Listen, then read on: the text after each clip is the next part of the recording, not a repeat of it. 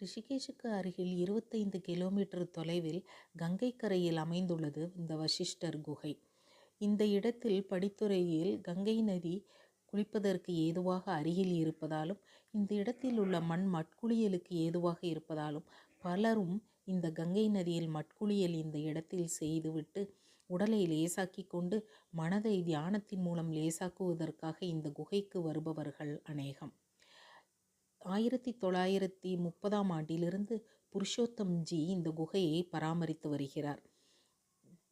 அழிவற்ற சப்த ரிஷிகளில் ஒருவரான வசிஷ்டர் தனது பிள்ளைகள் இறக்கவும் அந்த துயரத்தினால் கங்கை நதியில் மூழ்கி உயிரை மாய்க்க வரும்பொழுது கங்கை மாதா அதை தடுத்துவிட அவர் இந்த இடத்தில் உள்ள குகையிலேயே பலகாலம் தங்கியிருந்து தவம் செய்ததாக வரலாறு உள்ளது. 1961ஆம் ஆண்டு சிவராத்திரி அன்று புருஷோத்தம்ஜியும் இறைவனடி சேர்ந்துவிட அதன் பின் புருஷோத்தம் சொசைட்டியே இந்த குகையை பாதுகாத்து வருகின்றார்கள். அருமையான இயற்கை சூழலில் கங்கை நதியின் கரையில் அமைந்துள்ளது.